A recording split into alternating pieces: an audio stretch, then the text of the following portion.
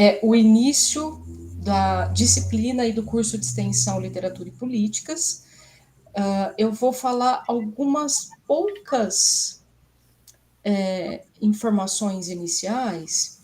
Eu vou projetar aqui algo para deixar mais sistematizado. Só um minuto. Pronto. Acho que vocês estão vendo, né? Eu não vejo vocês, mas vocês estão vendo. Bom. Sim, Ju, tá tudo certo. Então, esse é o curso Literatura e Políticas, que está sendo uma promoção do grupo de trabalho da Ampol Literatura Brasileira Contemporânea, em conjunto com o programa de pós-graduação em Estudos de Literatura da UFSCar e com o programa de pós-graduação em Estudos Literários da Unesp. Estamos à frente dessa organização, eu, que sou a professora Juliana, para quem não conhece, da Unesp de Araraquara, a professora Regiane Rocha, da Universidade Federal de São Carlos, e a Júlia de Mello, que é doutoranda da Universidade Federal de São Carlos também. É importante esclarecer que nós temos dois grupos distintos de alunos frequentando o curso, né? Um grupo está frequentando como aluno de pós-graduação. Para esse grupo de alunos, essa disciplina vale 2 créditos. Esses alunos se matricularam nos seus respectivos programas de pós-graduação, na Unesp e na UFSCar, precisam entregar um trabalho final, já vou falar sobre ele, e precisam ter a presença mínima em 7 aulas para ter os créditos contabilizados, né? E, claro, a aprovação no trabalho. Para os alunos que estão fazendo o curso como atividade de inscrição, de extensão, a inscrição foi feita via Simpla, e o certificado depende da presença mínima em 7 aulas. Então, para esses alunos, não há trabalho final, mas sim a presença mínima obrigatória. Ok?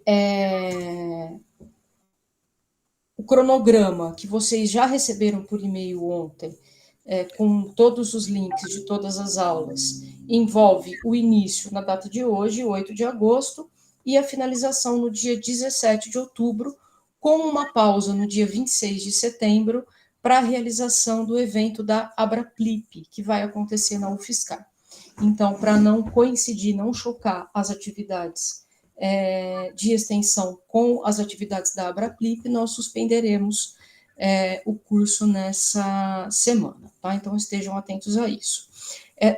Esse é o QR Code da pasta do curso, se vocês quiserem acessar por aqui, é exatamente a mesma pasta que nós enviamos ontem a todos os inscritos por e-mail. Eu quero enfatizar algo que eu já disse ontem no e-mail, e a Júlia também disse, que cada aula tem uma sala diferente, né? Então estejam atentos para isso. Não é o mesmo link de acesso para todas as semanas, tá bem? Eu vou parar de projetar isso aqui. Com essas informações burocráticas, né? Para agora sim fazer a parte mais legal, que é a abertura do curso, né?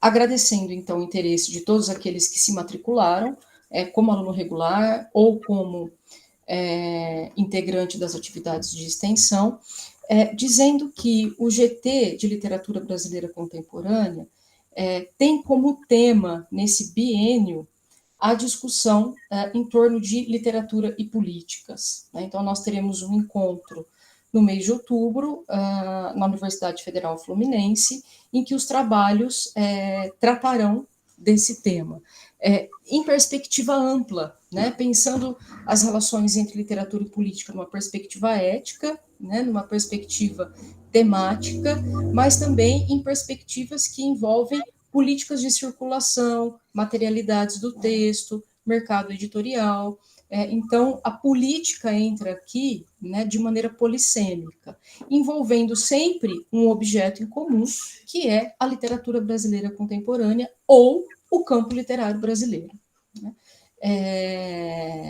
Sem mais... preciso falar do trabalho, né, Regiane? Antes de apresentar a professora Maria Zilda, então, para os alunos de pós-graduação, será solicitado um trabalho final que deve ser entregue 30 dias depois do encerramento da disciplina. Ele pode ser enviado por e-mail, deve conter no máximo 5 páginas, com uma reflexão que contemple um aspecto político da literatura, né, uma tensão entre literatura e política, mobilizando referencial teórico crítico pertinente. Tá bem? Nós enviaremos por e-mail também essas instruções por escrito, para que isso não se perca. Todas as aulas serão gravadas e, após a finalização do curso, elas serão disponibilizadas na página do YouTube do GT da Ampol, tá bem? Agora sim. Ju, Oi. antes de você passar a apresentação da Maria Zilda, quem eu também agradeço imensamente a disposição e a disponibilidade de estar aqui conosco hoje, né? Dizendo boa tarde para todo mundo, então, inicialmente, só reforçar 2 recados. Os alunos do PPG Elite, aqui da UFSCar, né, precisam, aqueles que querem ter os créditos contabilizados, precisam se matricular amanhã. As matrículas começaram hoje, mas tivemos uma instabilidade no sistema, segundo me disse a Júlia, então é necessário que vocês providenciem essa matrícula quando ela estiver disponível para vocês, tá certo? Para que vocês, então, possam ter os créditos contabilizados. Um outro recado é para os São Carlenses, né? São Carlenses, na próxima semana, terça-feira, é feriado, mas o nosso curso não. Tá bom? Então, nós teremos aula normalmente na terça-feira que vem, a despeito do feriado. Obrigada, Ju. Então, deixa eu aproveitar para dizer para os araraquarenses que na outra terça-feira, dia 22, é feriado em Araraquara, mas não no nosso curso, né? Afinal, estamos numa espécie de não lugar, né?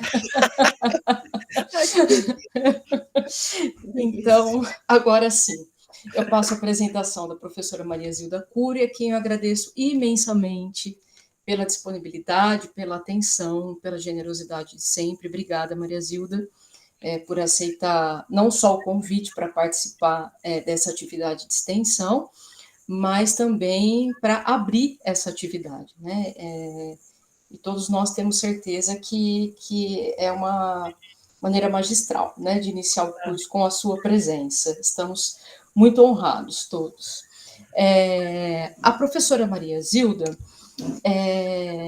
tem doutorado em literatura brasileira pela Universidade de São Paulo, pós-doutorado pela Sorbonne Nouvelle Paris 3, e mais 4 estágios de pós-doutorado, então 3, né? Um pela Universidade Federal Fluminense, um pela Unicamp e um pela USP. E é professora titular de Teoria da Literatura da Universidade Federal de Minas Gerais. Professora Maria Zilda tem uma produção bibliográfica vastíssima sobre diferentes temas ligados à ficção brasileira contemporânea, mas não só, né? A ficção brasileira moderna também. Vários livros organizados, artigos publicados. Eu não vou dar destaque a eles aqui, porque senão nós passaríamos um longo período tratando apenas do currículo da professora. Mas basta dizer que se trata, né, de uma referência importantíssima quando pensamos diferentes aspectos políticos da ficção brasileira contemporânea, né, como mobilidade, autoria, representação, ditadura militar e outros temas. Então, Maria Zilda, muito, muito obrigada. Passo a palavra para você. Por favor, fique à vontade. Tá bom, agradeço. Então, agradeço ter sido incluída nessa proposta de aula, né, de curso de extensão. agradeço a Juliana e a Rejane, e devo dizer assim que eu fico sempre um pouco ansiosa de apresentar, principalmente com relação a essa temática que eu escolhi da ditadura, porque, de fato, nos últimos tempos eu tenho me dedicado a essa vertente da literatura brasileira, da ficção brasileira contemporânea, que tematiza a ditadura. E causa, assim, espanto, a gente, tem que prestar atenção de como é que há um número tão grande de produções, com essa temática nos últimos 10 anos, 15 anos, mesmo, com um período já bastante longo da chamada democratização, né, que tem a sua data, finalização deste período ditatorial da ditadura civil-militar de 1964, que tem o seu fim mais ou menos marcado em 1985, né, embora seja data controversa, né. Mas, enfim, chama a atenção o número de publicações que a gente pode, se perguntar por que essa revisita, né, ficcional a esse período tão sombrio da nossa história política e por que ela vem ocupando o cenário literário brasileiro, né, contemporâneo. Então, só para dar um exemplo, para a gente fazer e para eu mostrar um pouquinho como é que vai ser como é que eu encaminhei um pouco essa minha fala, fazendo um apanhado mais ou menos geral dos textos, mas, depois, me detendo nisso que está um pouco aqui no título, né, da minha fala, nessa questão de o que resta da ditadura e nas ficções de contemporâneas de autoria feminina, escolhendo um romance, eh, para o qual eu vou dedicar uma atenção maior, uma análise mesmo, mas salpicando a minha fala com outros exemplos também, né. Então,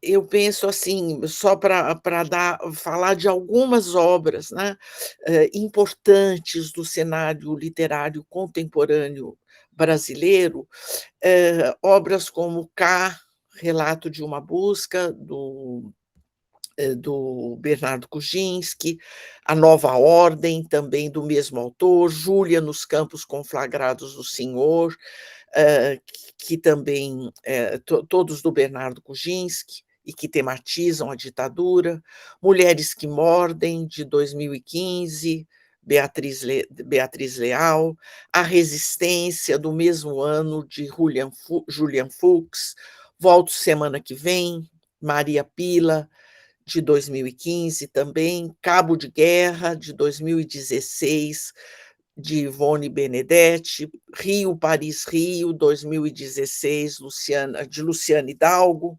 Outros Cantos, de Maria Valéria Rezende, de 2016, os 2 primeiros livros da prometida trilogia do Milton Atum, A Noite da Espera, de 2017, Pontos de Fuga, de 2019, O Indizível Sentido do Amor, de Rosângela Vieira, O Corpo Interminável, de 2019, de Cláudia Lage, Depois de Tudo Tem uma Vírgula, 2021, de Elizabeth Cardoso, enfim, Ainda Estou Aqui, né, do Marcelo, Rubens Paiva, escrito mais de 30 anos depois do sequestro e morte do pai, né, o deputado Rubens Paiva, a excepcional trilogia infernal de Micheline Verunski, né?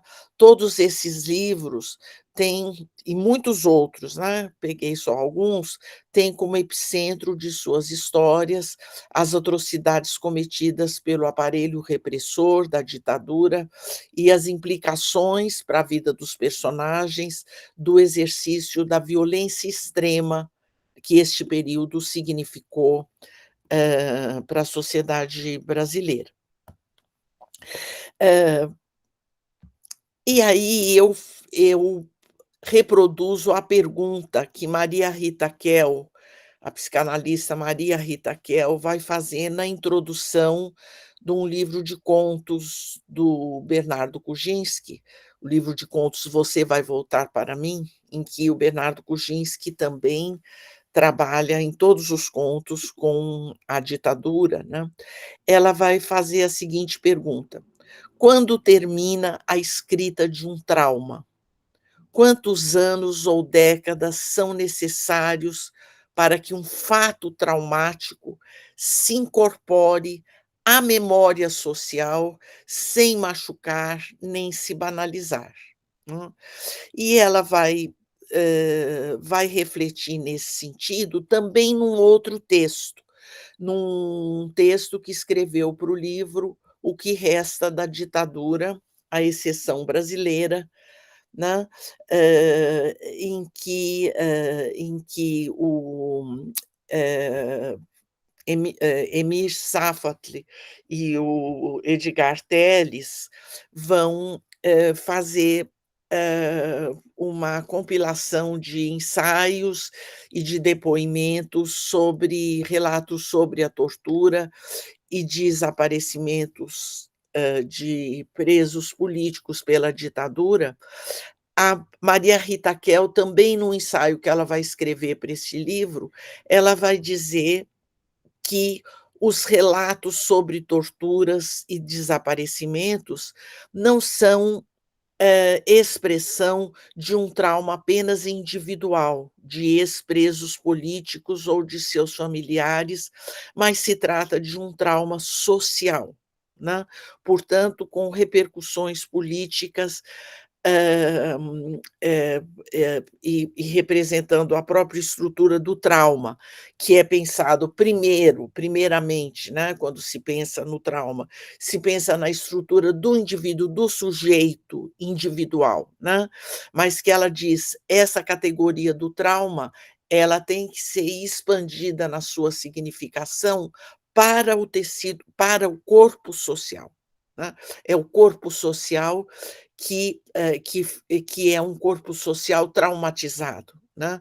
Então, com a própria estrutura do trauma, se apresenta, quer seja para o sujeito, né, que é alvo do evento traumático, quer seja para a sociedade, que recebe um impacto de um evento traumático como é esse da ditadura, o próprio trauma na sua estrutura, ele tem uma estrutura de repetição, uma estrutura de, retomada, de simbolização, se não é enfrentado, né, se dele não se faz o luto, se dele não se enfrenta até as últimas consequências, o trauma se repete, né, ele vai se repetindo, e ele, diz, a Maria Rita Kell, e outros estudiosos, né, como é que a sociedade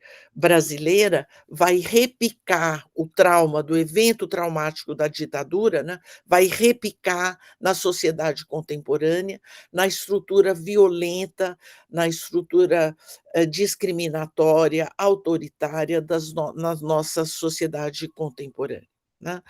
Então, nesse sentido, a gente poderia, de alguma forma, colocar também esse evento traumático, que é o evento da ditadura militar de 60, esses períodos chamados os anos de chumbo, e que não foram devidamente enfrentados, né, eh eh eh pela responsabilização, né, pela culpabilização e responsabilização dos promotores da ditadura, né, eh como é que eles também, por sua vez, eles pertencem a uma longa linha, né, de repique de traumas da nossa sociedade desde os tempos coloniais, né.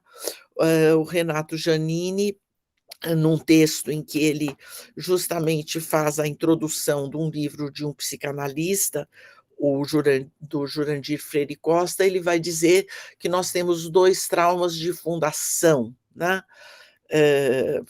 no na sociedade brasileira, né, no Brasil, que seria a escravização e a colonização, né, com todos os seus males de repique na sociedade violenta, numa sociedade discriminatória, no nossa estrutura patrimonialista de poder, no racismo estrutural, que a gente, vivencia na sociedade brasileira como um todo e em todos os tempos, né, e que são realidades traumáticas, porque não devidamente enfrentadas, e não devidamente de que não se fez devidamente o luto, né, para que eles pudessem ser superados, né.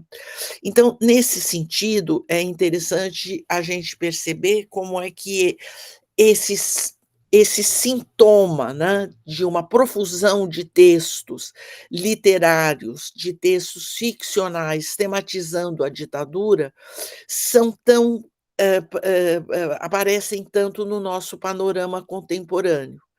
E, facilmente a gente entende também, pelos últimos anos de ameaça ao Estado democrático, que foram ameaças diretas, né, ao Estado democrático, às nossas instituições que foram, eh que tem sido que tem, de que as nossas instituições têm sido alvo nos últimos anos, né. Então, não numa relação direta, já que mas numa relação naquilo que até estava guardado para o final da minha fala, mas que eu já vou adiantar, quer dizer, o real precisa ser ficcionado, né, como vai dizer o Rancière, né, para ele poder ser representado de alguma forma, né. Então, a literatura cumpre também essa função política, de estar, fazendo essa mediação discursiva, desses traumas todos, né. Eh, Também na apresentação do livro do Bernardo Kuczynski, ah ah, o próprio Kuczynski, ele vai falar, esse livro dele, né, Você Vai Voltar para Mim, conjunto de contos, ele vai dizer o seguinte, que ele vai, dedicar esse livro aos leitores mais jovens, porque eles não são familiarizados com aqueles tempos.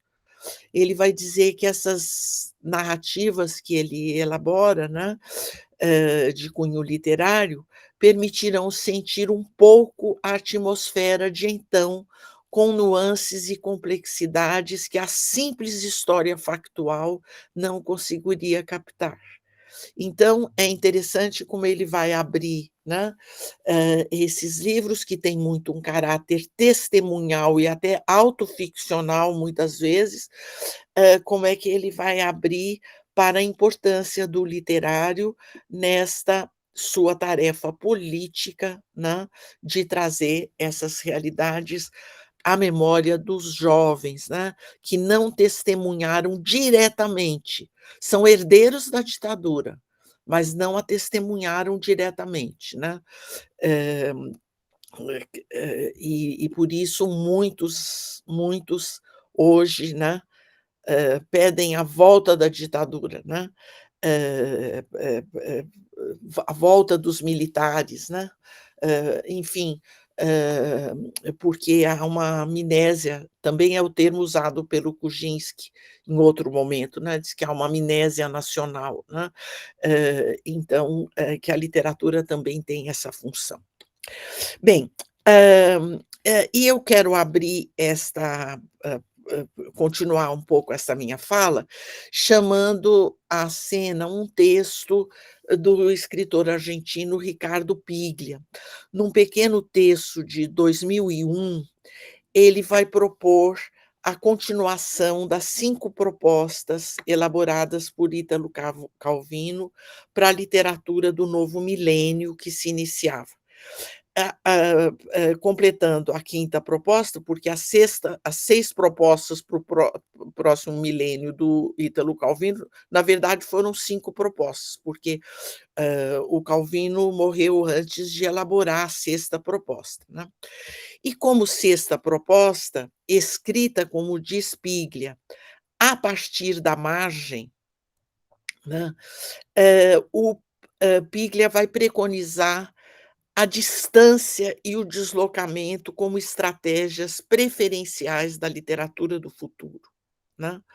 Lembrando que é importante o que ele fala, no sentido de marcar a posição a partir da margem, né, porque ele fala do ponto de vista, ele fala da margem latino-americana, né.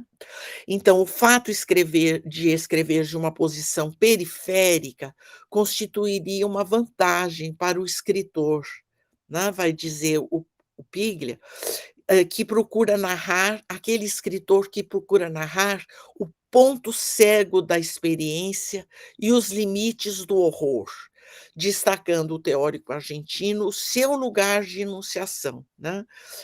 Ou seja, eu repito, aquele do escritor latino-americano.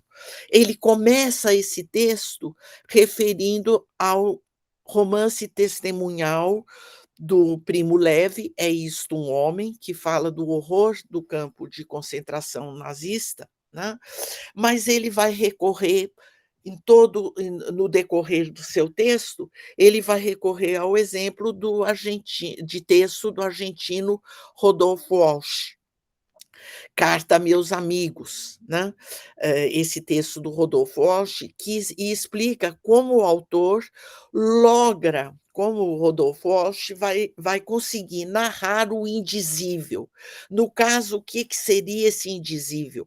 A morte da filha pela ditadura argentina, né, pela intromissão de personagens intermediários que tomam a palavra, uma vez que essa se torna demasiadamente dolorosa para o narrador principal, já que se trata da morte da filha, né. Então, diz o Piglia, lembrando que o Rodolfo Walsh foi ele mesmo morto pela ditadura argentina, né, eh depois, né, claro. Esse deslocamento narrativo elaborado pelo Walsh é, então, essencial para o testemunho do trauma, vai dizer o Piglia, né, porque é uma tarefa sempre sofrida esta, né, de testemunhar o trauma. Trata-se de um deslocamento estratégico, um pequeníssimo movimento para conseguir que alguém por ele possa dizer o que ele quer dizer, né. Cito Piglia, né, que alguém por ele possa dizer o que ele quer dizer. Ao tomar a palavra, essas novas vozes teriam a importância de assumir um peso discursivo, de outra forma insuportável.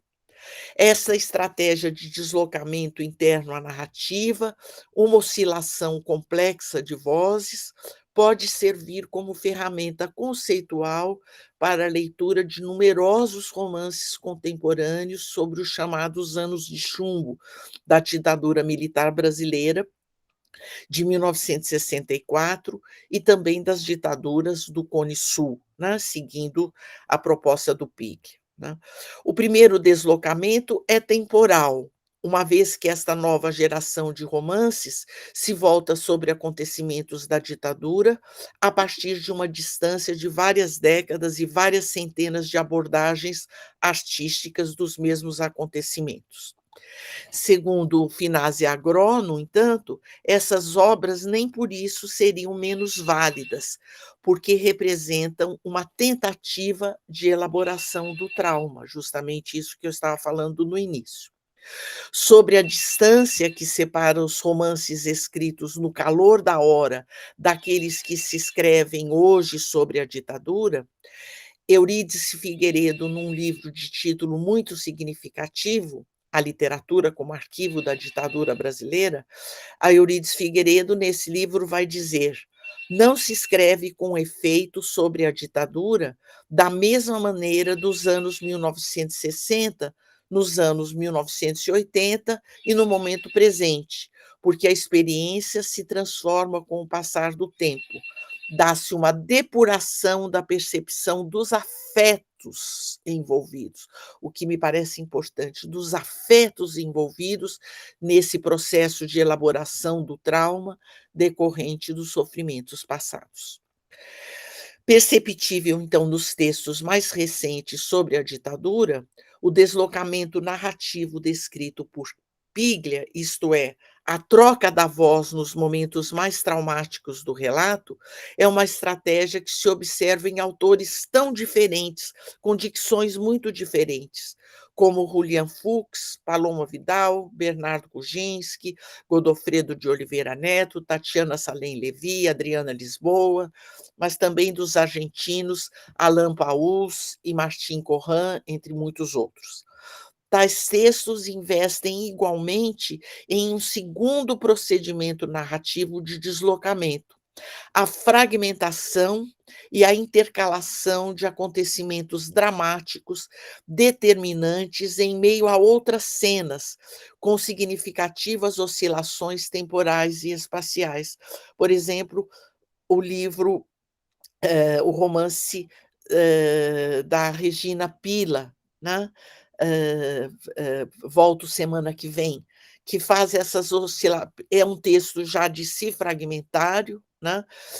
E que vai fazendo oscilações temporais e espaciais nos seus pequenos fragmentos, capítulos de uma página e meia, né? Trata-se, então, de uma opção ficcional que se assemelha à recolha memorial de restos de um vivido traumático, violento, e cuja rememoração é sempre dolorosa e, efetivamente fragmentária. Para muitos autores, lembrando que a linguagem o traumatizado, ele nunca tem uma linguagem que é linear, né? Se ele tivesse uma linguagem linear para falar do trauma, já não teria mais trauma, né? O trauma é, por natureza, algo que é avesso à linguagem, né? Ele é avesso à representação. Para muitos autores, uma grande parte desse vivido da ficção é vestida diretamente de experiências pessoais, da experiência de seus pais ou de membros de suas famílias que foram vítimas diretas da ditadura. Mas para muitos, né, para muitos, essa experiência é da ordem da pós-memória, ou seja, de vivência de um tempo traumático, de um tempo violento, não diretamente com o evento, mas na sua ressonância violenta, nos dias de hoje. Com isso, eu explico um pouco o título dado à minha apresentação, O que Resta da Ditadura, que retoma o mesmo título da coletânea de ensaios sobre o período ditatorial no Brasil, a coletânea organizada, já que eu já falei, por Vladimir Safatli e Edson Telles, o título da coletânea, que, por sua vez, retoma o livro O que Resta de Auschwitz, do filósofo italiano Giorgio Agamben, que vai discorrer sobre o testemunho dos sobreviventes de Auschwitz, né? Então, para o filósofo italiano, então eu estou tentando explicar um pouco o título dessa minha fala, né? Assim, de uma maneira também fragmentada, também um pouco talvez não tão coerente, mas estou tentando explicar, porque nesse livro, né, O que Resta de Auschwitz, o testemunho, né, pode ser entendido como um hiato, né? Falar sobre o testemunho, vai dizer o Agamben, é falar sobre uma falta, sobre isto que falta. É escutar paradoxalmente uma não fala, né? Porque ele vai dizer a testemunha radical, a testemunha fidedigna de Auschwitz, ela não pode testemunhar porque ela está morta. Foi aquela que levou radicalmente a experiência dos lager, né, do campo, até o final, né, e essa, então, não fala. Então o conceito de resto de Auschwitz, né, como está no título do livro do Agamben, as testemunhas, né, não são nem os mortos, nem os sobreviventes, mas o que deles resta, né, do que resta entre eles, entre os sobreviventes e os mortos, né. Então, esse deslocamento que foi proposto pelo Piglia lá na frente, pode ser entendido como uma passagem de voz para um terceiro, afetado pelo evento traumático, mas não necessário e diretamente atingido por ele. Enfim, um sobrevivente, um herdeiro que testemunha, que, como instância narrativa, procede à recolha de restos. Então, essa recolha de restos, que eu fiz questão de colocar na minha fala, por exemplo, está metaforizada num livro sobre a ditadura de autoria feminina, um livro como Depois de Tudo Tem uma Vírgula, né, da Elizabeth Cardoso, né? A narradora, né, em primeira pessoa, ela, literalmente, é uma personagem que vai recolhendo, né, ela egressa da ditadura, egressa dos sobreviventes, né, da prisão e da tortura, ela vai, ela passa os seus dias recolhendo na estação rodoviária, nos parques, ela recolhe restos, guimbas de cigarro, papeizinhos que ela acha no chão e palavras que ela recorta dos textos que ela vai encontrando pelo caminho. Quer dizer, na verdade, ela metaforiza, né, esta no relato traumático que ela faz da sua própria experiência com a ditadura, ela metaforiza por esse narrador bem trapeiro, né, bem explorado pelo Benjamin na sua obra, né, esse narrador que vai vivendo de restos, né, e, nesse sentido, explorando a estrutura fragmentária do trauma. Um recorte, então, que se pode fazer na extensa lista de romances que, direta ou indiretamente, tematizam a ditadura, é aquele da escrita de autoria feminina, né? Escrito por mulheres. Muitos deles têm um caráter testemunhal, né? Escritos por mulheres que se engajaram na resistência à ditadura, que foram presas e torturadas. Outros, mais contemporâneos, são escritos, então, como essa herança, né? Então eu lembro, para lembrar de alguns, volto semana que vem, de Maria Pila, Sob os Pés Meu Corpo, Maria Regina Pila, né? Sob os Pés Meu Corpo Inteiro, de Márcia Tiburi, que também tem muito essa estrutura de recolha no espaço urbano, essa estrutura de uma distopia, né? Mulheres que Mordem, de Beatriz Leal, Outros Cantos, de Maria Valéria Rezende, e este da Elizabeth Cardoso, a que eu já me referi, e a trilogia Infernal, de Micheline Verunsky. Queria falar um pouquinho, muito rapidamente, só para ficar claro o que eu estou tentando desenvolver aqui, da especificidade dessa trilogia infernal da Micheline Verunski, como o título está dizendo, são 3 livros, 3 romances, em que ela vai tocar, o tema central é a ditadura, mas a ditadura ela vem acompanhada disso que eu estava me referindo, dos nossos traumas de fundação, tratados pelo Renato Giannini no texto dele, né, e que repercutem na violência nossa cotidiana, né, do Brasil de hoje, mas como é que ela vai tratar da violência da ditadura, né? O pai, delegado de polícia e torturador, né?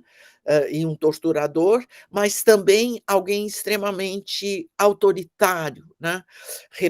Reproduzindo a estrutura patriarcal, né? Da violência patriarcal na própria casa, nas filhas e na mulher, né? Com suspeita até de que ele tenha sido o responsável pela morte da primeira mulher, mãe da narradora, né? Também no segundo volume, vai ser dedicado pelas questões da terra, né? Assim como o romance da Anita Deac, né, sobre a ditadura também, mas que vai trabalhar com as questões da terra, do latifúndio, da posse da terra, né, mostrando como é que isso faz um todo com as violências e com os traumas enfrentados pela sociedade brasileira desde a sua criação, né, do Brasil colônia, né. Então, a Micheline Veruschi vai mostrar isso, no livro dela, assim como outros livros, né, eu falei desse da Anita Deac, mas também eu penso enfim, Adriana Lisboa, em outros livros que também tratam a ditadura diretamente como tema direto ou indireto, né, mas que também vão trabalhar com essas questões dessas violências do patriarcalismo e do autoritarismo e das violências de gênero, né, enfim, contra a mulher. Então, eu também quero fazer referência aqui para iniciar a minha fala, há um belo texto, para continuar a minha fala, há um belo texto do Roberto Vecchi e da Alessia de Eugênio, que está publicado num dos volumes da Revista de Literatura Contemporânea brasileira, e que se chama A Dupla Cicatriz, a ditadura brasileira e a vocalização feminina da memória traumática de Ana Maria Machado. Então, os 2 pesquisadores, né, a Alessia e o Roberto, a Alessia de Eugênio e o Roberto Vecchi, eles vão se voltar para a análise de romances de Ana Maria Machado, Os Canteiros de Saturno e o Tropical Sol da Liberdade, se não me engano, mas são esses mesmo. A dupla cicatriz a que eles se referem no título do seu ensaio é a violência que marca a sociedade brasileira com a ditadura, da ditadura, e também se referem àquela outra violência, a das vozes femininas, a da violência sobre as vozes femininas, na sua urgência de inscrever-se e tornar-se audíveis na sua especificidade em relatos sobre o período tão sombrio da nossa história. E eles vão dizer que a dimensão de gênero, eu estou citando, age possibilitando a constituição e a defesa de uma memória feminina sobre um tempo traumático, uma leitura alternativa da história, uma outra escrita e restituição do que foi a época ainda presente da ditadura militar, né. Então eles dizem, né, e eu acrescento esse meu julgamento, que as narrativas de autoria feminina, elas elaboram, de uma forma, especial, né, esta poética restitutiva, né, de restituição de vozes, né, silenciadas pelo trauma, em textos que tematizam a ditadura, né. Então, vejam que tanto que Beck e Diogênio, eles falam que essa cicatriz, né, essas cicatrizes a que eles se referem, a dupla cicatriz, né, da violência de gênero e da violência do período ditatorial, são feridas ainda abertas, que fazem, então, da produção literária contemporânea sobre o período ser vazado nessa poética de restituição, moldada pela resistência e pela denúncia. Assim, a presença da ditadura como uma vertente importante da literatura brasileira contemporânea, diz, então, da permanência, eu reitero, entre nós, de práticas autoritárias e de situações de exclusão social e de violência de gênero. Esses, então, os recortes propostos, né, para o tratamento, desses romances, né, que eu estou propondo, trabalhado por escritoras contemporâneas nossas, e que são herdeiras da ditadura nesse sentido, e dando à palavra herdeiro o sentido que é dado em mais de um texto, né, do Derrida, quando ele vai dizer que a herança é uma forma de responsabilidade. O herdeiro não escolhe ser herdeiro, né. A herança, vai dizer o Derrida, tombe dessous, né, ele vai dizer, cai em cima do herdeiro, né. Mas diz, e que todo herdeiro, vai dizer o Derrida, por natureza é um enlutado, ele está de luto, ele é um portador de uma herança que ele não escolhe, mas que cabe a ele dizer um sim a esta herança, como uma responsabilidade política e com uma responsabilidade ética, né, com a restituição do passado e com as gerações futuras, né. E com as gerações futuras. Ele vai dar o exemplo do Hamlet, né. Ele está falando, na verdade, nesse texto em que ele chama o Hamlet, que é os espectros de Marx, né, ele também fala do herdeiro num outro texto, De Qua Deman, né, mas nesses espectros do Marx, ele dá o exemplo do Hamlet, né, que é assombrado pelo passado e que recebe o Hamlet, que recebe como herança do pai morto, né, do pai assassinado, recebe como herança colocar o mundo, textual do Shakespeare, né, colocar o mundo no seu mecanismo, voltar ao mecanismo que houve um desarranjo no mundo pelo assassinato do pai, né, e cabe a esse herdeiro a tarefa, vai dizer o Hamlet: "Ai de mim, né, eu sou herdeiro à revelia", né, mas como uma coisa para a geração, para gerações futuras. Quero referir aqui há uma tese que a semana passada eu fui de uma banca na Federal do Espírito Santo, de um belo trabalho sobre a obra do Kuczynski, né, feita pelo o Everton Dadalto, que é um estudioso, um grande estudioso, né, dos textos sobre a ditadura e um grande estudioso do Kuczynski. Num dado momento da sua tese, o Everton vai falar que é arriscada a discussão sobre a questão de gênero, em livros sobre a ditadura, porque ele vai dizer: "Pode parecer arriscada, porque diante do horror da ditadura, discutir questões de gênero pode parecer secundário". Mas é justamente em casos como esse, em que se descara a violência contra a mulher, a especificidade da violência contra a mulher, né, que a ditadura exerceu. E há muitos documentários, né, testemunhos também falando sobre isso em textos não ficcionais, né, de testemunhos dizendo que há uma violência específica, por exemplo, dos torturadores, uma violência especial sádica, né, dos torturadores com as mulheres, né?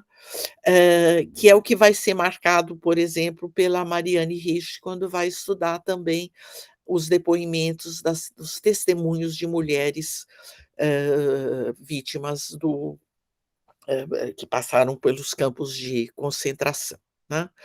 Então, no Brasil, as mulheres que se opunham ao regime militar eram submetidas a formas cruéis de violência, né? E eu quero, então, falar agora, dar como exemplo falar um pouquinho mais detidamente sobre o romance da Cláudia Lage, Corpo Interminável, né, para ilustrar um pouco esta minha fala, né.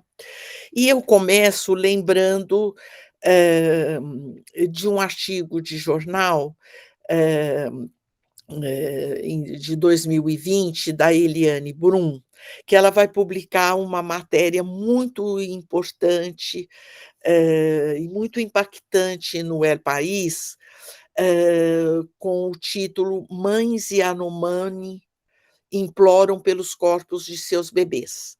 E relata a jornalista como 3 mulheres da etnia Yanomami foram levadas com seus bebês para hospitais de Boa Vista com suspeitas de estarem com pneumonia.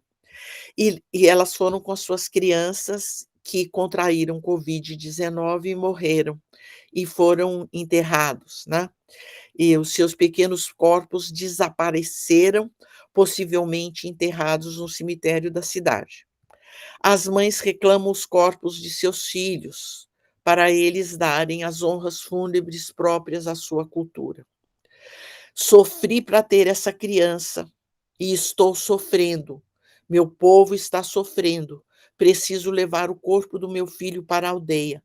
Não posso voltar sem o corpo do meu filho. E a jornalista vai comentar: eu escuto a mensagem antes da tradução. Não entendo as palavras, mas compreendo o horror, a linguagem universal daquela que está sendo arrancada do mundo dos humanos. E ela vai explicar, então, que os Yanomami nunca enterram os corpos de seus mortos, mas os cremam. E há um longo ritual que pode durar até 1 ano, né, para que o morto possa morrer para si, para a sua comunidade, um ritual que dura meses, né, porque vão ser lembrados feitos daquele morto, nas suas desavenças, nas suas marcas, na sua trajetória, para que ele possa ser lembrado e possa ser esquecido, né, e suas marcas possam ser apagadas e a comunidade possa seguir adiante. E o antropólogo, comentando essa notícia essa coisa do jornal, né, que a Eliane Brum publicou, ele vai comparar esse sentimento dessas mães Yanomami com o desaparecimento dos corpos das vítimas dos torturadores na ditadura militar. Roubar os corpos alheios e negar o seu luto sempre foi o estágio supremo da barbárie, no desprezo e na negação do outro étnico e ou político, vai dizer esse antropólogo, né.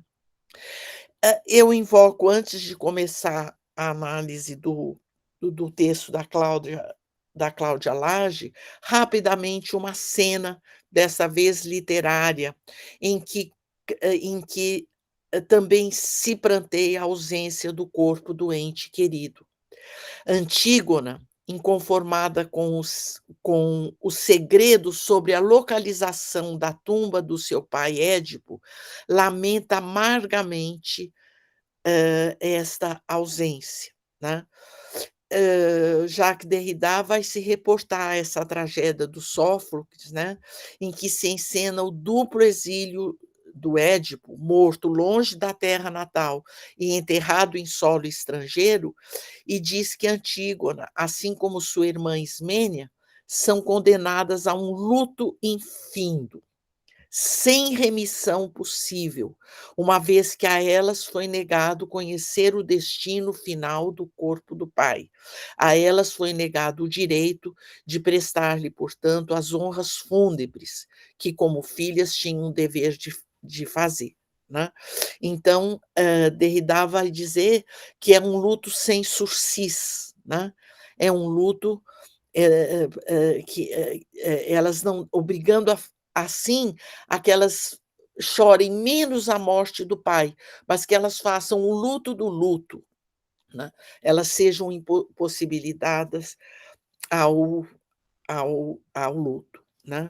Veja-se que Derrida move-se no texto no campo semântico do direito, no campo semântico da política, ou antes, no campo mais amplo da justiça, né.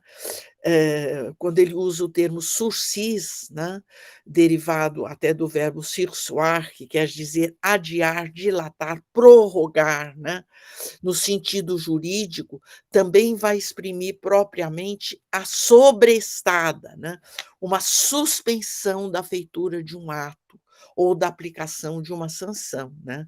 A ausência do corpo de Édipo, sem limite, condena as filhas a um luto infindável, a um luto encorpado no luto impossível do sem corpo, espessado na dilatação imensurável de um tempo de sofrimento e espera.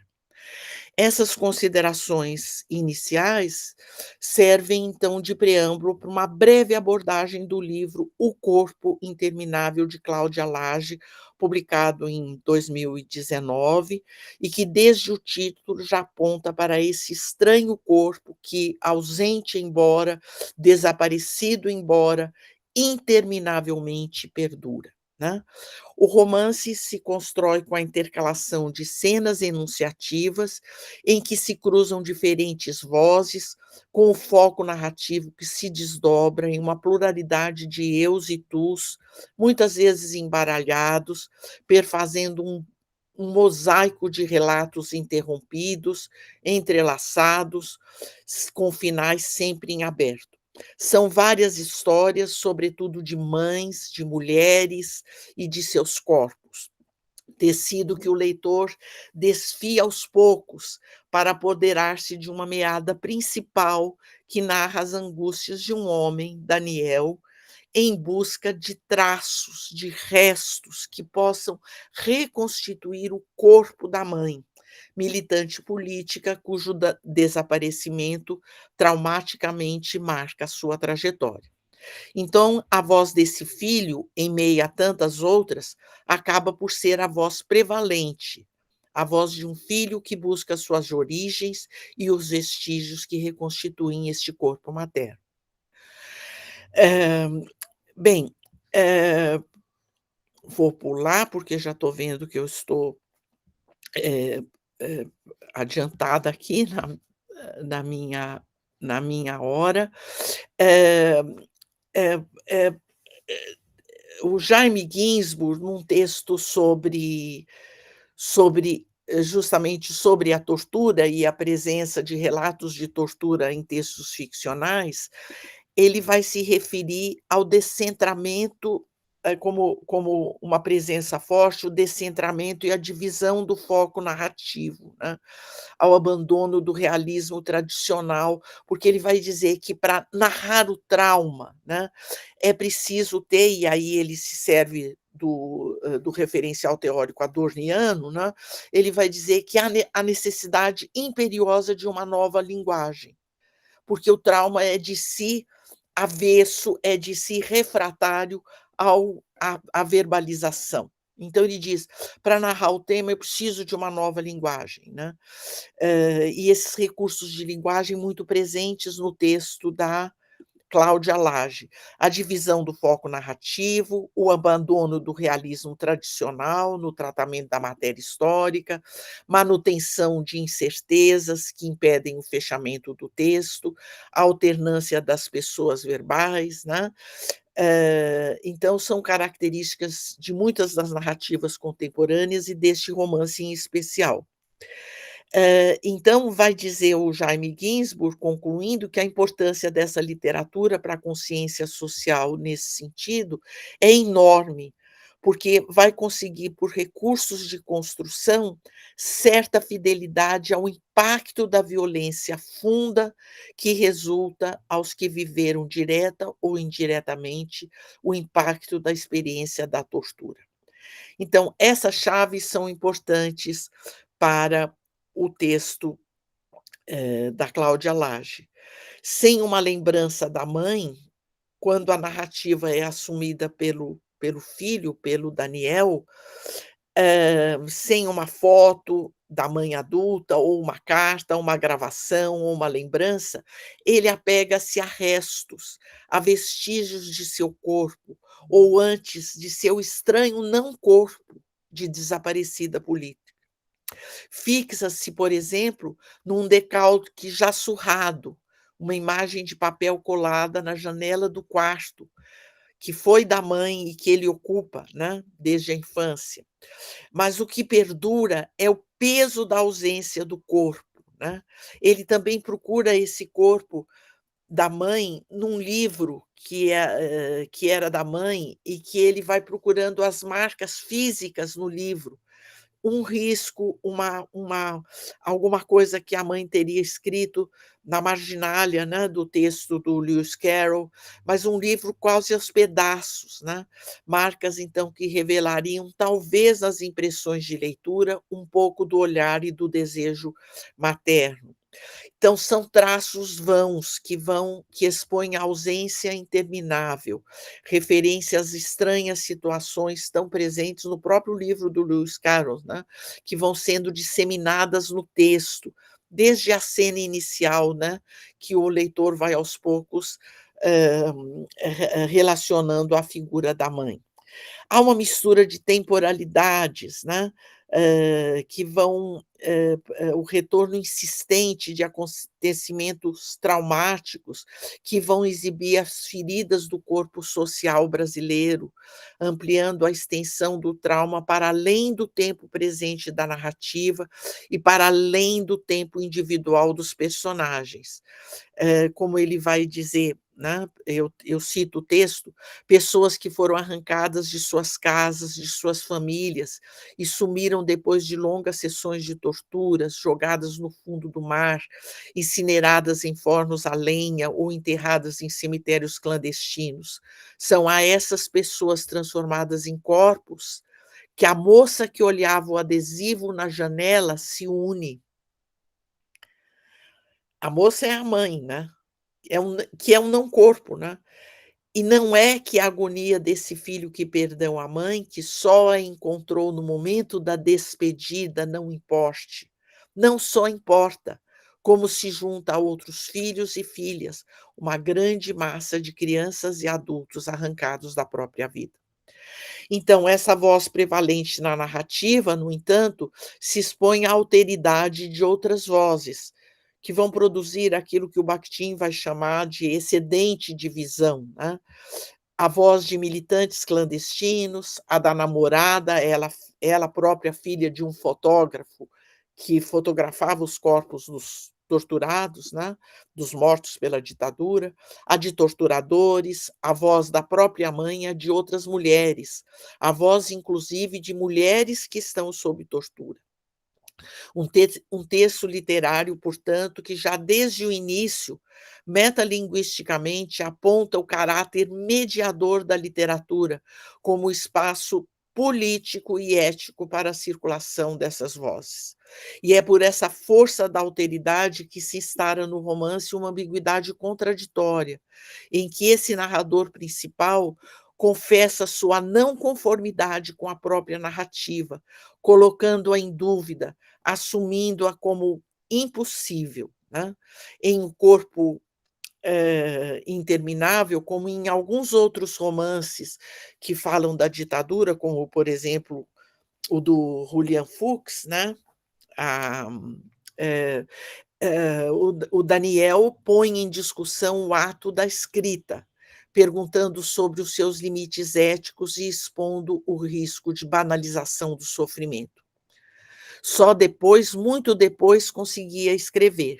Ainda assim, me sentia como se cometesse um equívoco, um grande equívoco, como se forçasse aquelas pessoas tão reais, tão vivas, dentro de suas lutas, desaparecimentos e mortes, a se tornarem meras referências em um texto. Ou pior, personagens, meus personagens, como se eu impusesse a elas, depois de tudo que viveram, algo tão frágil, capaz de se desmantelar ao menor sopro, à mínima insistência, uma farsa, uma representação.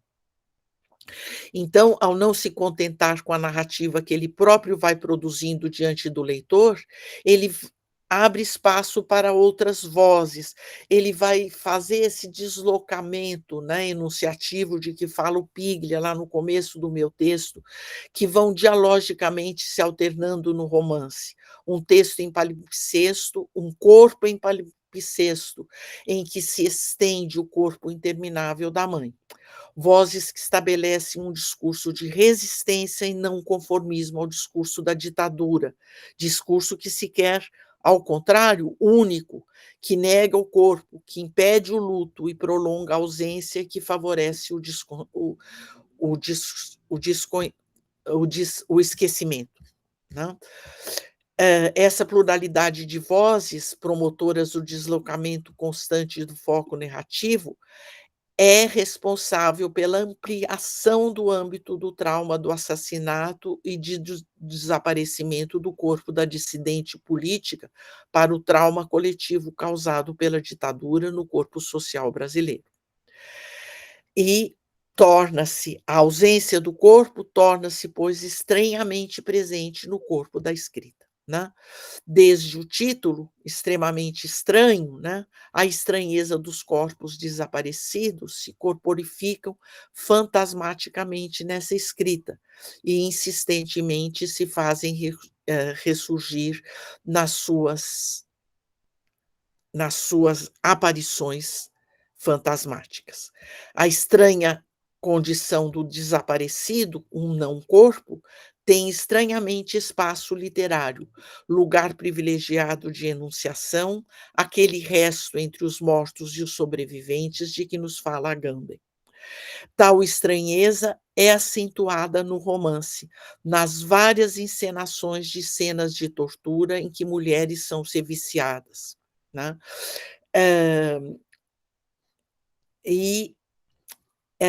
Este corpo torturado é interminavelmente evocado pelo personagem, que que o torna presente na cena explícita da escrita, também a ele se incorporando. E eu cito, né, como é que ele vai ao mesmo tempo se incorporar a este corpo que ele narra e ao mesmo tempo vai se distanciar como narrador. Sinto todos os estremecimentos que ela sente, os choques que queimam a sua pele me queimam também, as pancadas ferem a nós dois num único golpe. Quase escrevo, o corpo da minha mãe também é o meu. Escrevo, é com esse corpo que inicio a vida, é nesse corpo que conheço a brutalidade. Me pergunto como ela conseguiu, entre espasmos e contorções, me manter aquecido, alimentado, limpo, como as vitaminas continuaram a ser produzidas, como os sistemas se organizaram, os órgãos se formaram, enquanto fora acontecia tudo contra, tudo para eu não acontecer. Eu ouvi os seus gritos enquanto ela implorava, silenciava, até quase morto seu corpo. E apesar da quase morte em seu ventre, o meu corpo ganhava forma, contorno, olhos, boca, dedos, coração, sexo começava a existir. Repetida indiferença, a cena traumática do nascimento se dá estranhamente do ponto de vista de um narrador inominado, que compartilha a sensação da mulher no momento do parto, como a voz deslocada de que fala Piglia, e numa representação, eu diria, do próprio leitor. ouviu o choro cortando a cela entre as paredes imundas, o choro do seu bebê. Antes de desmaiar, estendeu os braços, mas eles despencaram. Ouviu o próprio grito. Fechavam a sua barriga, sangue frio a sangue quente. Os braços inertes, a agulha entrando e saindo da pele. A sua pele era um tecido qualquer. Ainda vislumbrou o pequeno corpo avermelhado antes da dor invadir os seus nervos. Ainda ouviu o choro se afastando, ecoando entre corredores e alas antes de se desmaiar. Antes dos olhos fecharem, ainda tentou mais uma vez estender os braços. Então, a repetição melancólica dessa cena traumática, imaginada pelo narrador do seu próprio nascimento, imaginada pelo narrador do próprio nascimento da sua própria narrativa, da sua própria escrita, né? Essa cena é que é escrita, né? E que são utilizados, potencializam a violência contra os corpos femininos, né? E, ao mesmo tempo, apresentam um corpo que resiste, que também acaba sendo metáfora do corpo da escrita literária, que se assume como espaço de elocução de vozes violentamente silenciadas, né? Então, a literatura do trauma e a literatura sobre a ditadura, e esse texto em especial da Cláudia Lage, vai enunciar essa aporia de representação do horror, do registro do horror e da consciência da precariedade nesse desejo de dizer o outro, de dizer e de expressar a morte e a ausência do outro, do corpo do outro, né? Eh, e eu então, gostaria, de terminar essa minha fala. Peço desculpa se a coisa ficou um pouco misturada, assim, porque, eu cortei, assim, vários trechos, mas eu queria, chamar chamar a cena do meu texto, eh terminar essa minha exposição pensando uma frase da apresentação desse curso de extensão. Eu, quando aceitei, participar desse curso de extensão, salvo engano meu, mas não tinha uma ementa ainda quando eu aceitei. Eu até pensei assim, que foi assim, eu tive assim, foi imediata a adesão, porque enfim, eu acho que o grupo é tão interessante, nosso grupo de literatura contemporânea, e admiro tanto. O convite partiu da Juliana, mas também estendo isso que eu vou falar para a Rejane, mas, assim, eu admiro muito o trabalho de vocês duas, mas, eu não tinha a leitura da ementa. Então, eu já tinha eu pensei numa fala, mas não pensei tanto em respeitar a ementa, né. Mas eu pensei ali da ementa uma frase, né, desse curso de extensão: "O objetivo não é construir respostas, mas fazer da própria reflexão e do levantamento de argumentos o cerne do problema". Então, eu queria aproveitar esta frase, para pensar um pouco, não só nesse texto da Cláudia Lage, no qual eu me detive um pouco mais, mas nessa literatura sobre a ditadura e, em especial, a literatura sobre a ditadura de autoria feminina. Naquilo, tomo essa produção literária contemporânea específica com o sentido de reflexão que está ali naquela frase, né, e no sentido do que fala o Jacques Rancière, que eu já falei logo no começo, que o real precisa ser ficcionado para ser pensado, né. E eu vou ao verbo pensar, né. ao verbo pensar, numa dupla significação. O verbo pensar ele tem uma significação que hoje em dia é muito pouco usado, principalmente esses mais jovens aí que estão me ouvindo, não vão ter tanta frequência dessa significação no seu vocabulário, porque o verbo pensar ele tem uma significação também de aplicar um penso, um curativo em uma ferida, pensar uma ferida, né? Lembro dos versos tão bonitos do Crepúsculo de Outono, do Manuel Bandeira, em que ele diz: as grandes mãos da sombra evangélicas pensam as feridas que a vida abriu em cada peito, né? Pensam as feridas, curtem as feridas. A literatura sobre a ditadura não pensa a ferida do trauma que ela causou na sociedade brasileira e que repercute e ressoa nos dias atuais com suas cicatrizes abertas. A literatura sobre a ditadura, a literatura contemporânea sobre a ditadura, ela não resolve o trauma, ela não faz o luto, né? Ao contrário, ela aponta a ferida, ela aponta os seus restos intermináveis, o hiato deixado pelos corpos insepultos e intermináveis. Mas a literatura pensa a ditadura, no sentido de que ela faz uma reflexão sobre a ditadura e exibe o cerne aporístico da violência da sociedade brasileira e, portanto, exerce uma função ética e política indispensáveis em tempos ainda sombrios, né? Era isso que eu tinha para dizer. Me desculpo se tomei muito tempo, não sei se falei demais. Bom, imagina, não falou demais não, Maria Zilda. Agradeço muito a sua fala, eu sempre fico um pouco zonza, né?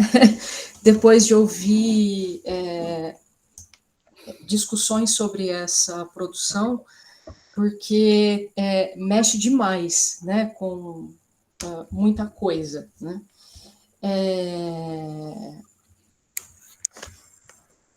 Mas, enfim, vou organizar aqui.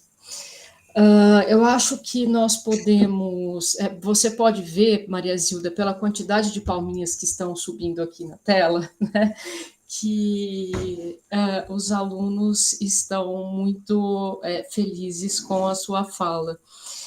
Eu vou abrir para a questão, antes de mais nada, eu teria uma pergunta, mas eu vou passar para eles primeiro,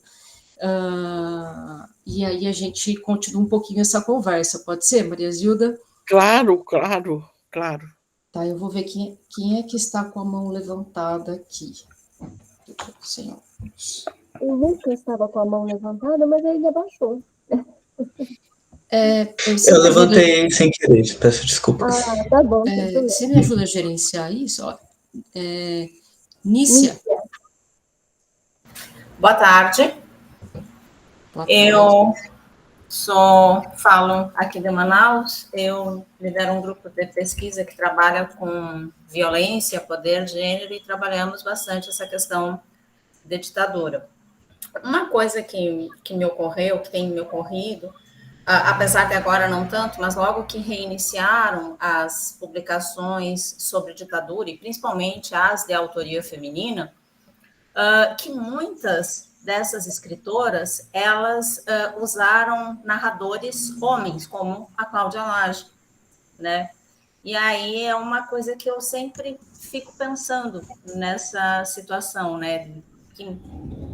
E aí tem essa questão, e em relação à violência, em função do Mulheres Empilhadas e do Vista Chinesa, né, nós temos a ação das mulheres reagindo à violência num espaço onírico, né? Então, será que não teria uma relação nesse sentido de opta-se por narrador masculino, pelo próprio sei lá, modus operandi, ou alguma coisa nesse sentido de encarar ou de lidar com a violência, e a mulher, para lidar com a violência, para conseguir vencer a violência, e eu não estou usando a palavra resiliência, não estou usando essa palavra, eu estou usando no sentido de vencer por uma outra perspectiva, de reagir violentamente, como a gente tem as mulheres lá no espaço onírico do Mulheres Empilhadas.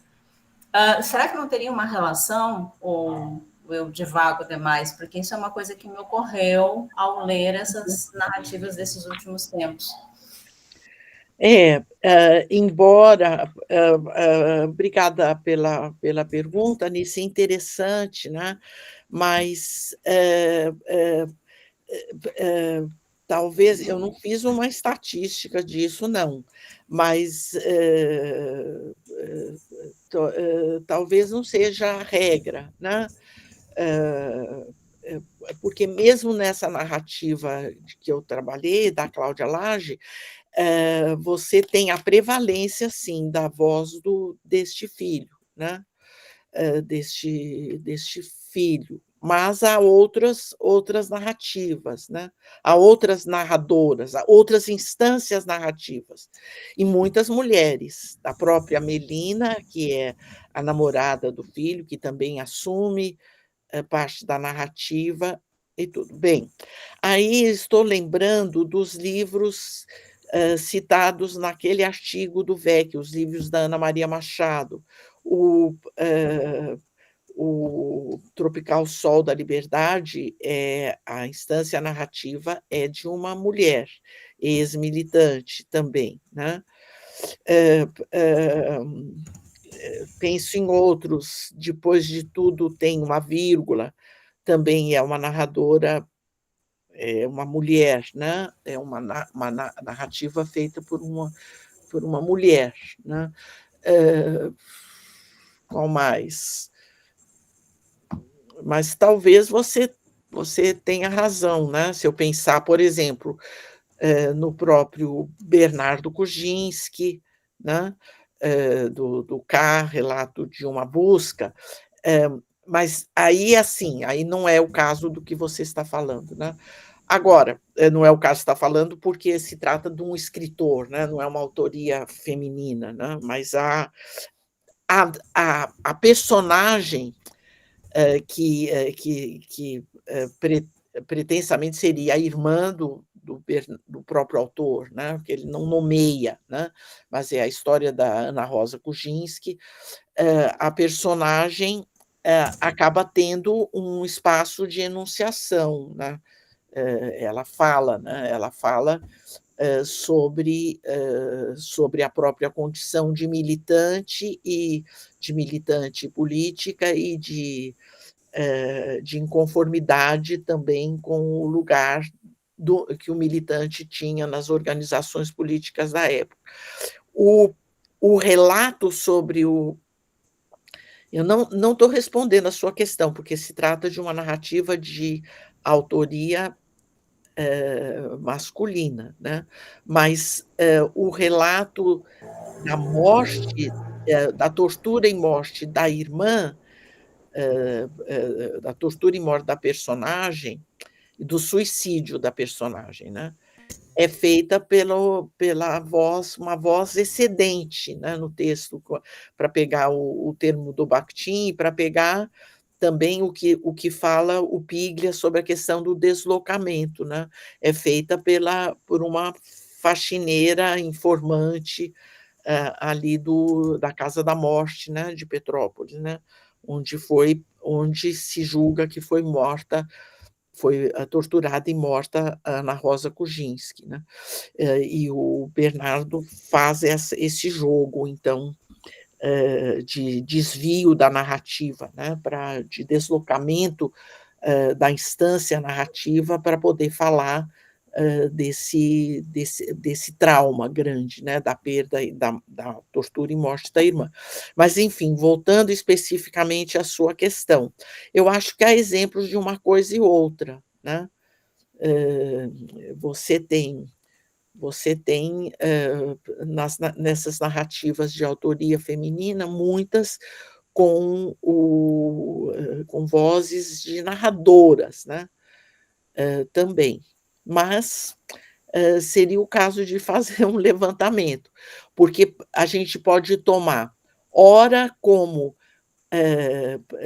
de acordo com a enunciação e de acordo com a dicção de cada um dos autores, ora como uma crítica, como uma crítica, né, à violência de gênero, né, ora como um deslocamento de voz mesmo, né?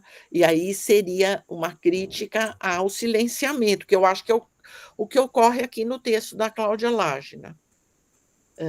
E o que ocorre no texto do Julian Fuchs, A Resistência, quando ele narra, ele imagina a cena da morte da mãe do irmão adotivo, né? Então ele imagina a cena, e é interessante que ele fala da impossibilidade escrita da cena, porque ele diz: não quero falar sobre esta mulher dando à luz, não quero ouvir os seus gritos, né? Não quero falar sobre, não quero escrever sobre. Ele vai pela negativa, né? Quer dizer, num certo sentido, colocando-se na sua posição como um narrador incompleto, um narrador impossibilitado, né? Então, agora, é um caso a se pensar, né, de como é que essa dicção funciona, né?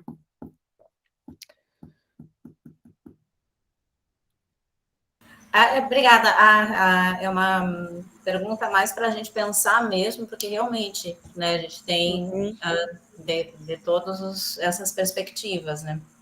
E mesmo em terceira pessoa, muitas vezes. Mas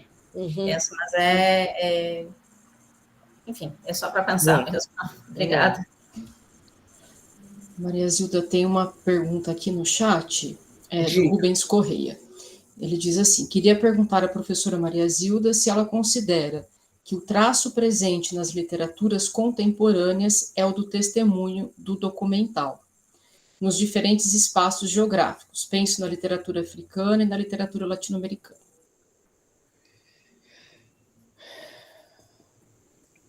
É o traço do testemunho, né?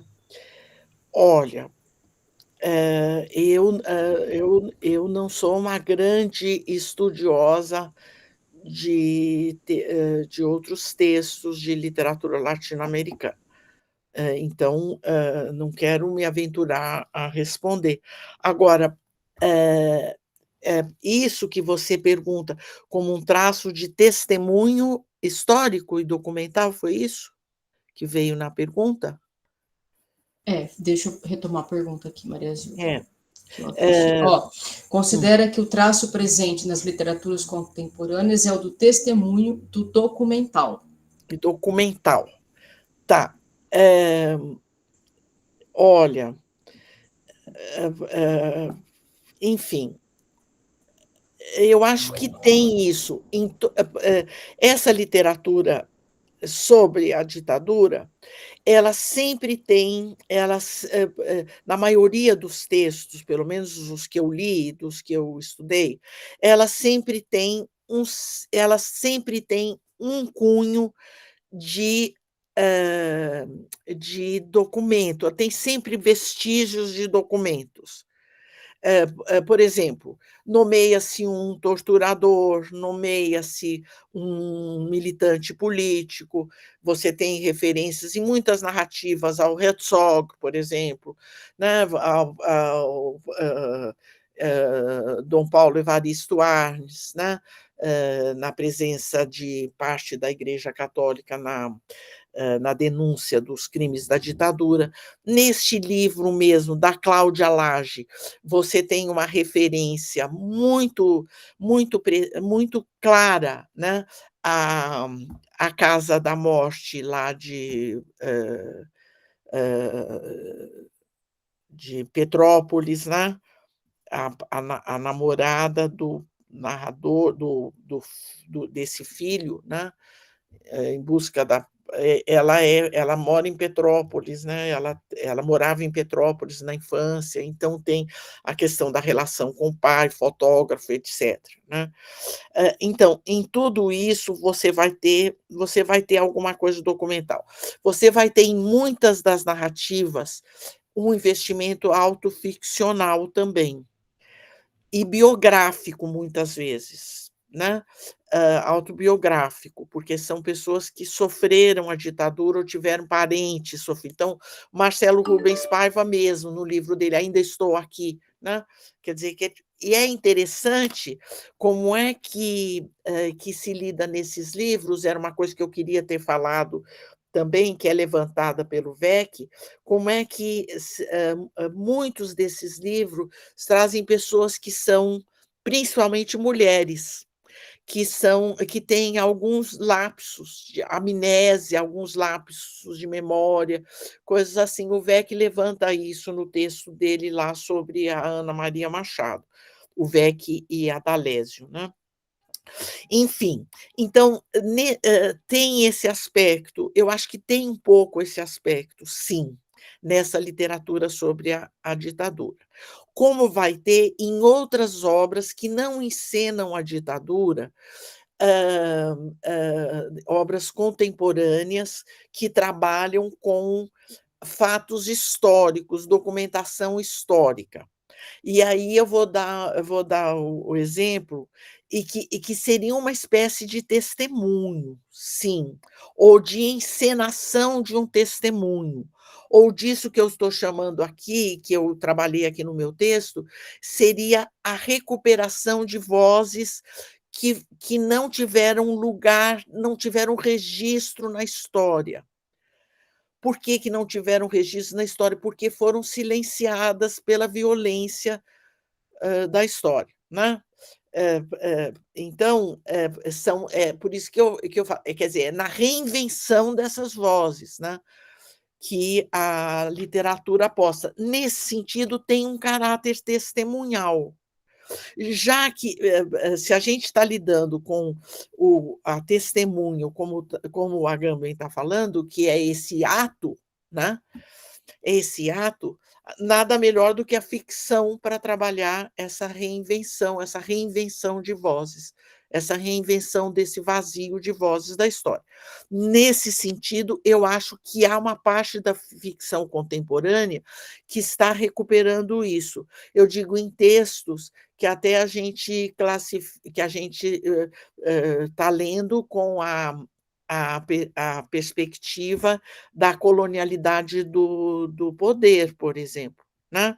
Dessas novas teorias da colonialidade do poder. Aí eu vou dar o exemplo, não é à toa, porque é um capítulo de um livro que eu acabei de escrever, o livro da Micheline Verunski, O Som do Rugido da Onça, que está recuperando personagens historicamente registradas pela história, né?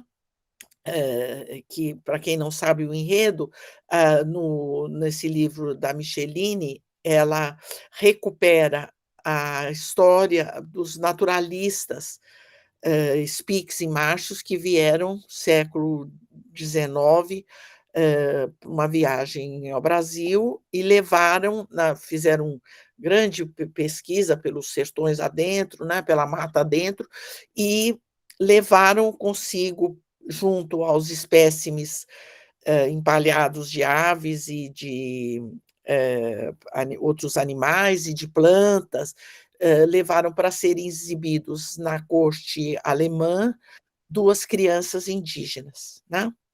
E essas 2 crianças indígenas foram retratadas, inclusive a pincel, né? E a Micheline reproduz essas vozes dessas crianças, junto com essas crianças que não tiveram registro, né? A não ser este, né? Então, ela vai reproduzir a ida dessas crianças junto com a ida de toda a cosmovisão indígena da cosmovisão de que falam e que foi recalcada e que foi violentamente cortada da história pela colonização, né? Pelos colonizadores, né? E ela junta essas vozes ao presente, porque é a voz de uma descendente de indígenas que vai atrás do retrato dessas crianças numa feira da Alemanha, contemporânea nossa, né? E que fala como é que essa ascendência indígena foi recalcada e foi cortada da vida dela, né? Então, veja, quer dizer, eu estou respondendo mal e mal a sua pergunta, mas é uma literatura de testemunho, sim. Testemunho ficcionalizado. E eu diria, se for citar o Agamben, como todo testemunho, né? Mas que procura reencenar uma parte da história da colonização como um trauma que repercute na personagem que ela traz do tempo presente, né? Então, funciona assim como documento, como anarquivo, né? Para pegar a fala do próprio Derrida, é um arquivo da história, mas é um anarquivo. Ela não vai ter a sequência toda científica de como se fazia o arquivo, né? O arquivo tradicional, mas ela funciona como um suplemento ao arquivo histórico, né? Ela suplementa com seu testemunho ficcionalizado a história e o arquivo, o documento, né? Como você está citando aqui, é uma forma de suplementar o documento, não de complementar o que não foi dito, mas de suplementar, porque, como vai usar o Derrida o termo, ela vai mexer na organização da história, ela vai contar uma outra história, né? Então, não sei se respondi, mas eu penso que muita da literatura contemporânea vai entrando nessa direção, né? De recuperação do nosso passado documentado, né? Da nossa história, enfim. Dá tempo para mais uma pergunta? Tudo bem, Maria Zilda? Mais uma Não, para perguntinha? mim tudo bem, estou à disposição. Tá. Christian levantou a mão, pode falar, Christian, por favor. Primeiramente, boa noite. Queria elogiar, né? A aula foi incrível. E também trazer um questionamento, que é que eu gosto muito de autoficção, é uma coisa muito legal assim, de se estudar, mas ao mesmo tempo muito. Parece uma areia movediça. Você estuda, você tenta entender, você não entende muito bem, mas você entende, enfim, qual é o intuito daquela literatura. Por isso que é muito interessante estudar, porque é muito curioso perceber como é um termo que é muito delicado para poder a gente sair falando, afirmando alguma coisa, sem ter uma boa, até um bom repertório literário para poder compreender o que é uma literatura autoficcional. E aí eu gostaria de entender qual é o papel da autoficção nesse registro histórico desse trauma, né? Porque como é um trauma que funda uma série de estruturas sociais que vão fundamentar as relações que a gente estabelece uns com os outros, né? Que essa relação da violência, ela é muito interessante, e eu estudo isso no meu TCC, porque a violência, ela recria cenários de violências anteriores dentro das relações sociais que a gente tem atualmente na contemporaneidade, né? Esse reflexo. E aí, eu queria entender, né, como que a autoficção ela atua. Não sei se deu para entender minha pergunta, Deu enfim, sim, mas deu sim. muito obrigado. Eu tô com medo de soar confuso. Olha, a pergunta deu para entender, a resposta é que não dá para ser dada, porque esse terreno da autoficção, para mim, pelo menos, é um terreno muito, muito, muito movediço, sabe? Eu acho um termo difícil de ser tratado. Inclusive, não sei se você conhece o livro da Euridice Figueiredo, Mulheres no Espelho, é interessante porque ela vai trabalhar a questão da autoficção na escrita feminina, de autoria feminina, né? E ela faz ela faz uma introdução grande situando o problema e situando o problema que é a definição de autoficção. Tá?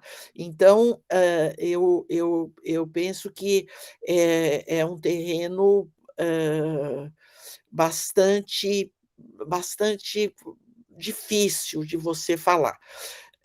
Os 2 livros que eu me referi, 2 livros a que eu me referi, se dizem autoficcionais. É o K, Relato de uma Busca, e e mais do que esse, A Resistência, do Julian Fuchs, que se dizem autoficcionais. Então, o que teria ali? O que ali daria de autoficção? No livro A Resistência, o Julian Fuchs relata a história, relata o que seria a busca pela origem do irmão adotivo, que pretensamente teria sido filho, que veio com os pais, né? Quando os pais vieram exilados da Argentina para o Brasil, trouxeram essa criança, que foi o irmão dele antes dele nascer, ele diz, porque ele nasceu depois desse irmão adotivo, né? No Brasil já. E aí ele vai em busca da origem do irmão, o irmão que não se interessava por ir atrás dos pais biológicos, né? E ele vai à Argentina pretensamente em busca dessa origem. Mas o que é interessante é que ele vai aos lugares emblemáticos da ditadura argentina, ele imagina a cena do nascimento do irmão, que ele não sabe, ele não diz se é ou não efetivamente filho de uma presa política. Ele não, parece que ele evita, né? É quase como se ele fosse autoficcionalmente em torno do passado que poderia ter sido dele narrador. O que é estranho, porque ele vai ao apartamento dos pais. A grande melancolia desse livro é assim: o que poderia ter sido a minha vida se não tivesse ocorrido a ditadura, se não tivesse ocorrido o exílio dos meus pais. Então, é interessante que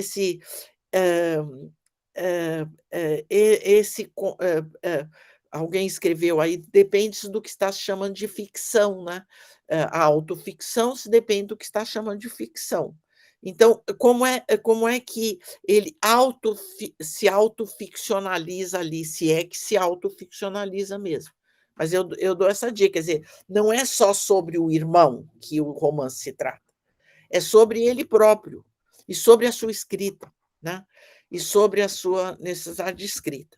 Outro de autoficção, que também não trabalha com temática central, mas que também passa por essa questão da ditadura, é A Chave de Casa, né? E você vai ter, da Tatiana Salem Levy, que você vai ter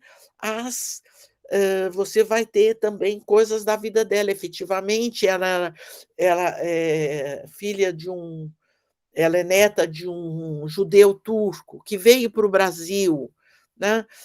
E que ela também nasceu em Portugal, quando os pais estavam exilados pela ditadura. Ela também narra o sofrimento da mãe sobre a ditadura, enfim, né? Efetivamente ela tem essas, mas o quanto há de ficcional, o quanto há de ficcionalização nos próprios fatos, né, da vida dela. Tanto que ela põe a mãe como personagem fantasmático que vem dizer: por que você diz isso? Por que você diz que tudo foi sofrimento? Não foi, não sei o quê. Então, há toda essa suspensão do que seria realidade e ficção, o que seria autoficção ou biográfico, né? A literatura faz isso. E então, eu não respondo nada do seu questionamento, mas eu digo que a gente tem muito investimento autoficcional, na literatura contemporânea, com os mais diferentes aspectos, né. Agora, também com os mais diferentes sucessos, e não transformar aquilo, em mero documento, né, de vida, né, do autor. Enfim, sei lá, mas, eu precisaria, trabalhar um pouco melhor o conceito, apesar de ter lido o livro da Eurídice, que é muito bom, por sinal, muito didático, mas, teria que pensar melhor também, né. Maria Zilda, a Júlia perguntou qual o texto do Renato Giannini que você citou no começo da fala. Olha, do Renato Giannini, é um texto que se chama, quer ver? Estou com ele aqui. Que se chama A Dor e a Injustiça. Na verdade, é um pequeno prefácio um pequeno apresentação que ele faz, do não chega a ser um prefácio, do livro do Jurandir Freire Costa, Razões Públicas, Emoções Privadas. Uhum. E para ser bem justa com a referência, essa referência a este texto do Jurandir Freire Costa é feita num texto, num ensaio do Jaime Ginsburg, tá? Sobre, eu acho que é Escritas da Tortura, eu não estou lembrando direito o nome do ensaio do Jaime, mas foi via a citação do Jaime que eu vim a esse texto, que eu uso muito, porque eu acho feliz esse par, né. Agora, nesse texto que eu trabalhei da Micheline Verunsky, que eu me refiro a esses 2 traumas da colonização e da escravização, eu dou eu também ponho um terceiro, assim, que seria a violência específica contra os indígenas, né, Uhum. nessa questão da colonização, e que o Renato Giannini não fala, né, de que o Renato Giannini não fala. Mas, enfim, é um texto curtinho, mas interessante, e o do Jaime é ótimo também. Esse texto em que ele vai referir ao Renato Giannini. Muito obrigada, Maria Zilda. Eu acho que, dado o horário, nós podemos encerrar. Muitos alunos agora têm aula 7, né? Maria Zilda, eu agradeço muitíssimo de novo, vou agradecer sempre sua disposição, sua generosidade, sempre aceitando os convites aí, com muita alegria e presteza, né? Eu acho que nós começamos muito bem essa atividade de extensão. Os alunos devem partilhar aí do meu entusiasmo. E obrigada. Tá bom, eu é que agradeço o convite, peço desculpa de talvez ter me estendido muito. Na verdade, tinha trazido 2 romances para trabalhar, também queria ter trabalhado com o da Maria Pila, justamente para mostrar diferenças de dicção, né, mas, depois eu vi que não ia ter jeito, né. Mas então, peço desculpa se alguma coisa ficou, assim, sem costura, porque como eu falo demais, o negócio eu tive que ir cortando, e eu agradeço as perguntas, a assistência também de vocês, E espero que você, se cada vez vai ser um link diferente, eu quero que você me mande os links, viu, Mandarei, Juliana? Porque eu mandarei, vou querer ouvir os colegas também, na medida mandarei do sim. possível. Olha, nós tínhamos 102 pessoas na sala, Maria Zilda. Eu acho que é uma alegria imensa, né, poder contar com esse público numa discussão tão importante, né, como essa. Então, muito obrigada mesmo. Regiane, Júlia, vocês querem falar alguma coisa? Quero reiterar meus agradecimentos a Maria Zilda. Foi incrível ter você nessa primeira aula. Começamos realmente assim com todos os pés direitos, ou melhor, todos os pés esquerdos. Muito obrigada, Maria Zilda, e obrigada a todo mundo que esteve aqui conosco, dividindo esse fim de tarde tão especial. Muito obrigada. Tá bom, grande abraço. Um grande abraço. Obrigada, gente, pela presença e pelo entusiasmo. A gente se vê semana que vem. Obrigada, Maria Zilda.